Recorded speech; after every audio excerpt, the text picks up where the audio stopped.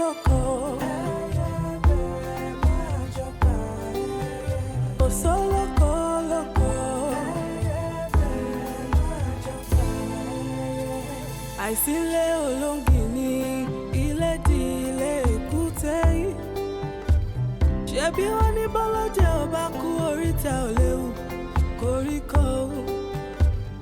Ayé ṣòro ẹni a ní kó kíni lẹ́yìn ló fẹ̀gún sọ́wọ́. Àṣeun dúpẹ́ lọ́wọ́ ẹni tó ń ṣe ni tó tún ń gbà ní. Ẹni a ní kó fẹ́ ni lójú tó bàtà sẹ́nu.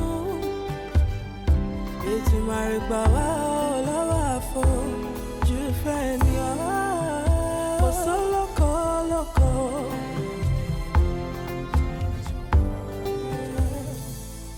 Bírọ̀bá lọ́lọ́gún ọdún ọjọ́ kan ló ti tọ́ bá igi àbáfẹ̀yìntì ẹ̀gún ló fi ṣẹ̀ṣọ́. Ìmùtẹ́rí ẹni kà kò jálè gbóòórùn àṣebí o. Bí kò ilé ò bá pa ní tòde o lè wọlé tán ni o. Ìmùtẹ́rí ẹni kà kò jálè gbóòórùn àṣebí o. Ìmùtẹ́rí ẹni kà kò jálè gbóòórùn àṣebí o. Lóko lóko.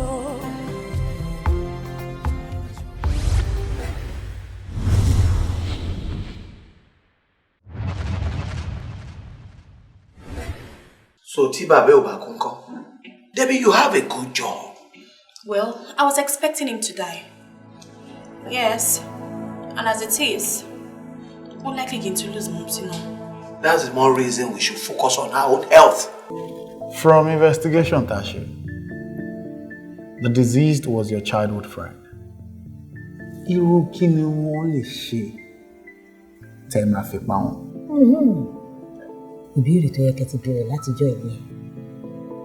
In fact, ó ṣẹ̀ṣẹ̀ já náà ni. Bọ̀ ẹ̀bá kan tó wá mú béèrè yẹn kẹ́ tó wá yí padà sẹ́yìn kẹ́ wá béèrè wípé kí ló lè ṣe ọ́ kí ni mo pa fún. Yeah, so ní tí gbogbo a ti fojú rí pé signature olóògbé òun ló wà ńbẹ̀. Ṣé a lè tẹ̀síwájú kàkàwé o? Ẹ̀ka. Èyí ni ìwé ìpín ogún olóògbé Dèjì Lawson. This is my testament to the sharing of my properties and estate. I greet everyone seated here today. It is my hope that the contents of this will not divide, but bring unity in spite of a few surprises that may crop up. I have given each of my children the fundamental platform of education and invested in their dreams and aspirations to make them self-sufficient and self-reliant. Whatever is given to them from my estate is an added bonus, but that is not to say that they have not been adequately taken care of. Therefore, I believe no part of this will should create discord or discontentment. To my loving wife, Oluwaremilekun, I say thank you.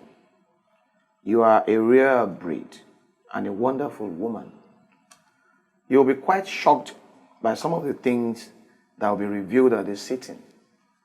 However, I want you to know that life sometimes pushes one in directions we do not expect or fully prepared for. Nevertheless, even in death, I love you very much. Please forgive me before you join me in many years to come.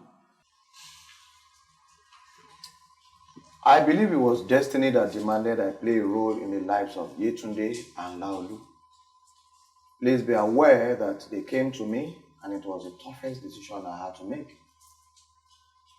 Debbie, Adedeji, Lolade, and Fela are your siblings. Of course, we have since found out that reverse was the case. Let him finish. Let him finish. I will now read the will proper.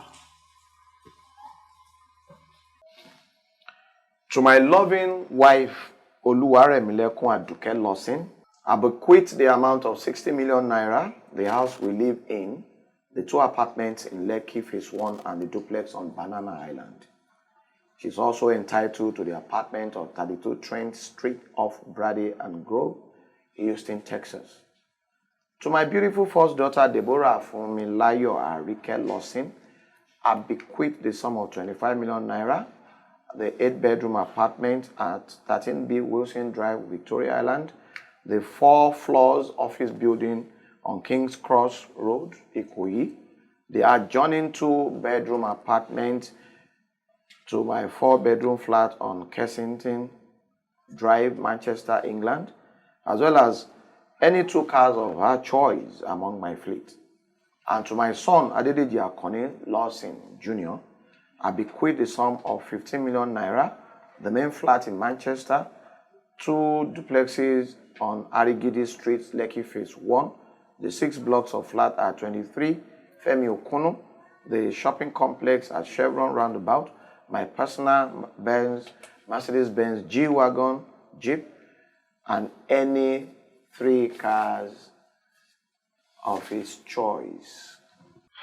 To my son, Olufela, I bequeath the sum of 10 million naira, the 4-bedroom flat at 42 Adeni Jones Ikeja, and 1 car.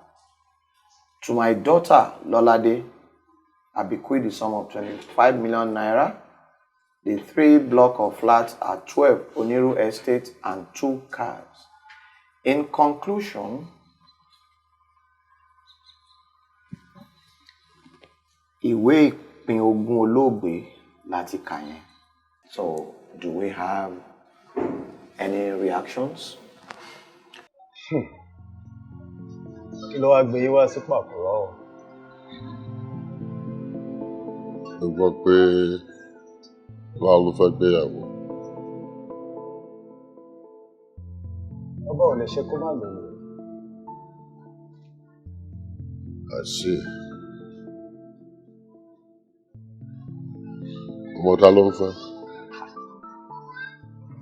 Kí ló kàn mí? Èmi ò béèrè. Are you losing interest in your town? Yes, I do. Mo believe pé as at the time tí dáadé nǹkan wíl yìí, wọ́n rò pé àwọn lọ bí Lọ́ládé àti Ìfìlà. Obviously. However, events take turn. Kí ló mean by that? Inú mi dé láti sọ fún yín wípé dáadé kan ló bí Lọ́ládé àti Ìfìlà. What? Bẹ́ẹ̀ni. Debbie, you want to contest the will? Uncle Shupo, I'm saying that in view of this circumstance, Lolade and Femi do not have a right over my father's properties. Oh, come on. How can you say that? Eh? Daddy did what he thought was right. Junior, you're a lawyer. Mo dẹ̀ feel pé ó yẹ kó sọ̀rọ̀ tó mọ́pọlọ wá. Debbie, it's all right. It's all right. There's no need to turn this into a fight. Okay? Uncle, this is not a fight. I am just stating the obvious. After all, Lolade's father is alive. But kò sí proof pé daddy kan ló bí Fẹlá náà. I am a doctor, and bodies are exhumed every day. Dr. Debbie, thank you very much. Certainly, I don't think I am interested in his properties. And I don't think my late brother too is also interested. Uncle Shokbo, Eshegosan.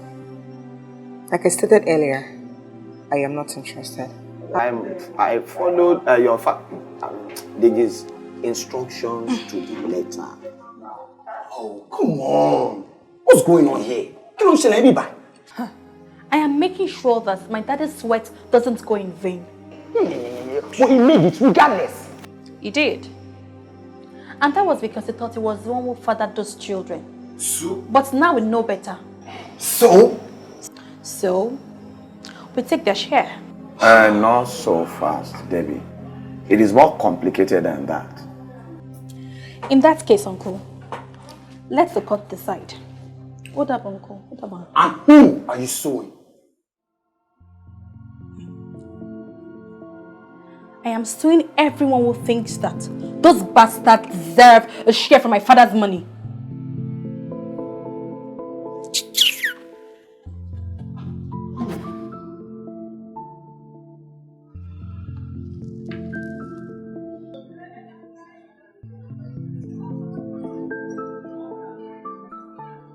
I'm interested in you becoming more responsible.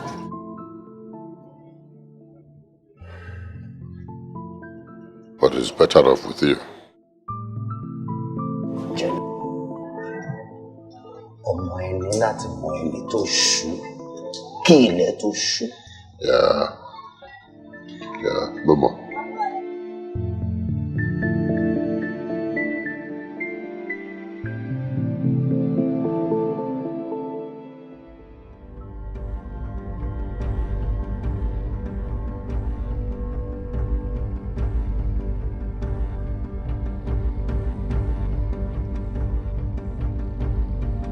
Borokini.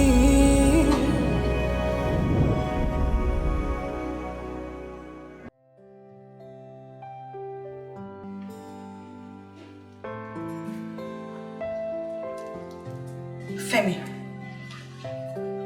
Femi. Debbie. No. Oh my God, you're too merry to David Timawai. No, just stop it. Stop it. Ìgbà tí o padà wá, inú mi dùn gan ni. But at the moment, I don't trust you anymore. I'll fix it. How? No, just tell me how and I'll go to sleep.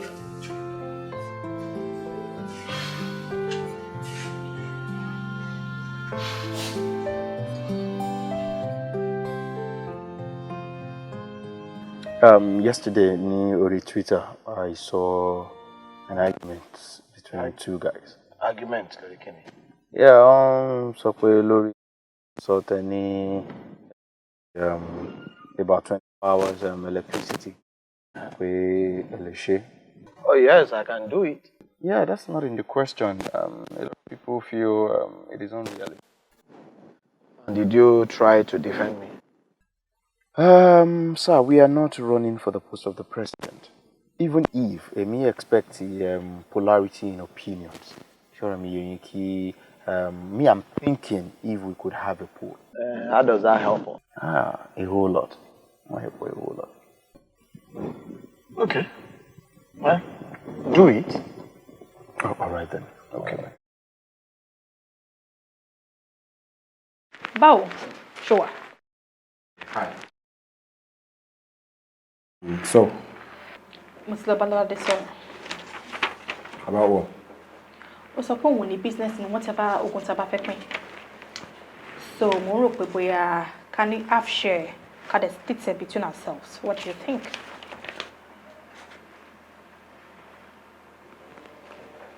But why are you so desperate? Yes, sir. Oh yeah, the beauty of social media. And it's not encouraging. Sorrow now, please. Don't call me. I don't see the need to, but I. Wow. For me, I want exact figures, numbers money. Okay, fine. Maja Kodumi had 62%. You had 20, and then 18 were on the side. That's nice. Oh, nice one. Television. Got you again, Lolade. Oh, show my leisure. You want money keep paying? Oh, okay. Check what's the problem, sir? Problem what? Kí ló ṣẹlẹ̀? Problem what? Kí ni wọ́n ṣe níbẹ̀? Mo worry junior. Okay. Anyway, you see, there is a problem. Okay. Big problem ní pàápàá. Sorry, ẹni tí mo san owó mi fún pé kó ṣiṣẹ́ fún mi bí mo ṣe máa wọlé, òun gangan ló wá ń worsen chances mi, okay? How? You still do, sir. You still do. You still do have the chance. Pẹ̀lú 18%. What? Kí ni 18%? We had an online poll. So? What exactly have you been doing all along? Bá mi bí, lè lọ́wọ́ ẹ̀. Man, show how much any. I'm doing so. Me understand question here, Daddy. Oh, stop. Election ko ose kan. Mo sọ pé o kí ni ẹ? Oh, understand exactly. Yeah. No, this is really bad. Yeah, very, very bad. Okay, sir, if you don't mind. Sorry, tó bá tún sọ̀rọ̀ kọjá ètò sọ ẹ, màá jẹ́ kó díẹ̀ lókun, wàá ju ẹ̀ sínú canal lẹ́yìn estate mi. Eré ló máa pè. Lọ́ládé, ṣe fẹ́ join mi? Kí ló máa ṣe báyìí sá? Wá ìwọ náà ni. Àárín nǹkan ṣe sí àbí? Well, nǹkan tí mo fẹ́ pa lè ṣe sí wa. I think it's a same party. I need any other choice than to just cook up stories and make them believe. And I just hope that they believe. Okay, they should. Continue. Kí ló ṣẹlẹ̀? Ó yá Lọ́ládé. Drop me in junction. Yes, sir. Hey, drop me in junction, sir. Kí ló tún jẹ́ pé ọ̀rọ̀ ogun ṣe máa ń ká ilá báyìí? Kí ló tẹ́ ṣe ojú kòkòrò? Kí ló tún dé báyìí? Ní ọmọbìnrin ni. Má rí sí mi o, Junior. Èmi àti àjọsí nínú ẹgbẹ́. Nǹkan tí mo dẹ̀ bá wá ní kó ṣe fún mi. For crying out loud, èmi àti Lọ́ládé àti sọ. I don't care what you and Lọ́ládé agreed. I don't. Orúkọ ẹ wà lórí wíìlì yẹn. So whether Baba will be or not, o máa gba shares ní wíìlì yẹn. And even if she does not want to, it's the law. And nobody, I repeat, nobody is above it. Junior. Don't Junior me. You know it's fine now. Edemo more than anybody will be. You may change mind me. Jọ. Báwo la ṣe tán náà? Borokini.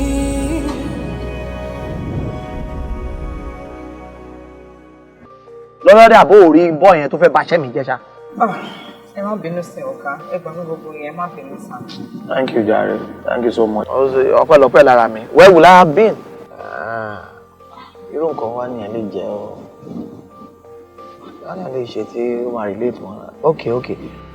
What if tá bá sọ nípa early life mi, my education, àti gbogbo ìyà tí mo ti jẹ nígbà yẹn? Okay, àwọn èèyàn náà make sense, but mo tún feel pé a tún lè add àwọn nǹkan tó máa inspire àwọn youth. At least that way people will know that we are really doing something. Yes, àwọn youth especially. Yes, sir. Because àsìkò àwọn youth la wà. Yeah, what else? Thank you.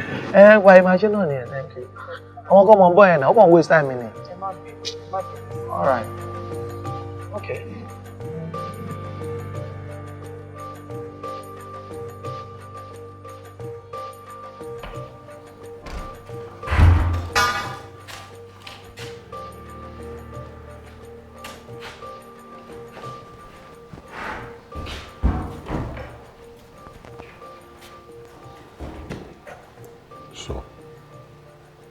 Báwo ni rẹ̀ mi?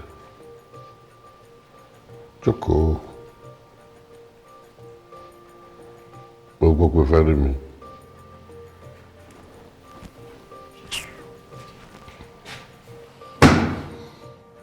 General, seriously General, so tí mi ò bá rányàn sí ẹ, o ò ní wá rí mi. Mo busy ni. O busy? You are busy. Èmi wà níbí báyìí. I am rotting here. So what is more important? Don't worry, I'll get you out of here. How? When? Mo ń ṣiṣẹ́ lé lórí. You better do. Not for my sake, o. Bẹ́ẹ̀ni. Rẹ̀ mi ní sùúrù. Wo ọ̀rọ̀ sùúrù kan. Ọ̀rọ̀ sùúrù kan rárá kò yọ sùúrù. If I go down, I am not going alone. Gbogbo yín ni máa implicate pátápátápátá, especially you. Let me keep quiet. Má jẹ́ kí gbogbo òlu mọ́ ń tẹ̀sí tí lè fi jóná. Just keep quiet.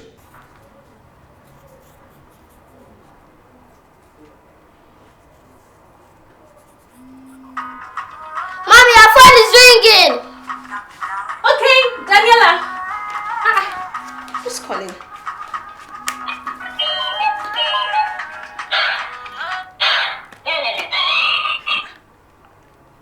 Where did you get that toy? Hello, phone toy. Santa fún mi. Eh? Santa fún mi ní school. Uncle Santa phone toy. Santa.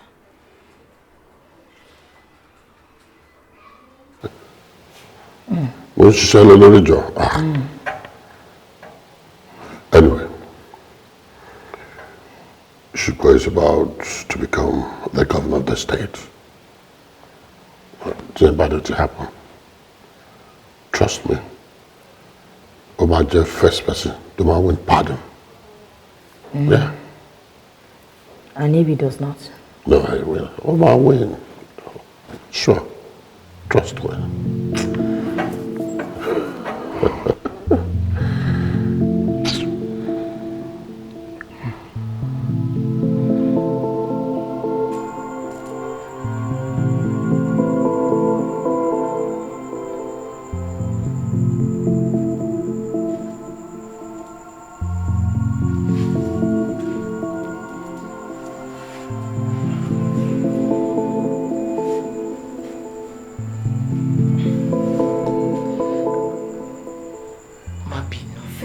Fi ọwọ́ burúkú kàn mí. Ikọ́ tí mo dẹ̀ bá bí ẹni kó bá mi sọ. Mi ò mọ nǹkan kan nípa ọ̀rọ̀ yìí. Fẹ́mi, mi ò ready fún emotional outburst. Did you realize? Ǹjẹ́ o mọ̀ wípé ayé ọmọ mi wà in danger? Santa ò lè hurt Daniela. Kò lè pa lára rárá. Oh. So o ti wá the expert ní ọ̀rọ̀ yìí àbí?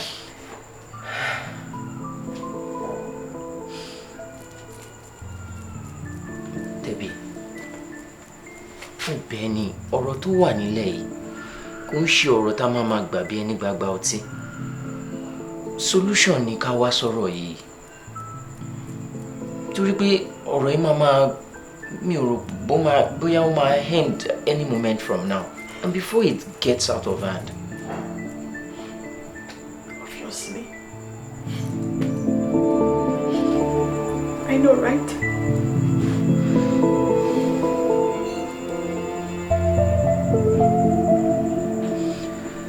Borokini.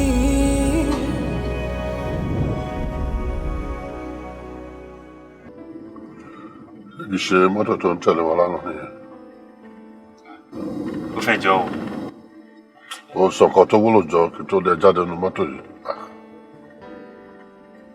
Ó sọ pé òun ni. Òun ni o. You see?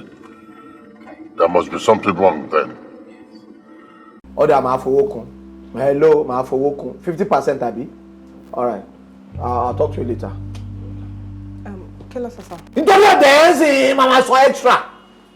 Why do I have to pay extra?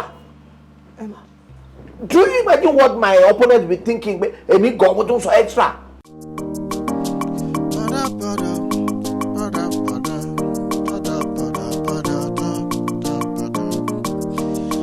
Àjọ jẹ ní ìkọ̀kọ̀, àjọ mu ní gbangba, àjọ ń jẹ gbádùn ayé. Imú o máa ní ìka o, à ń gbóòórùn ara wa, ò jẹ́ agbóòórùn aṣebi. Ẹni a ní ó fẹ́ ni lójú, ata ló fi sẹ́nu, èyí a ní ó kí ni lẹ́yìn, ẹ̀gún ló fi sọ́wọ́.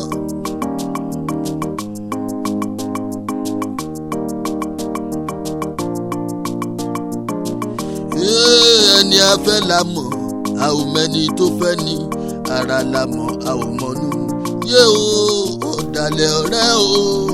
Ọ̀dàlẹ̀ ọ̀rẹ́ o, ọ̀dàlẹ̀ ọ̀rẹ́, ọ̀rẹ́ onírìkíṣí.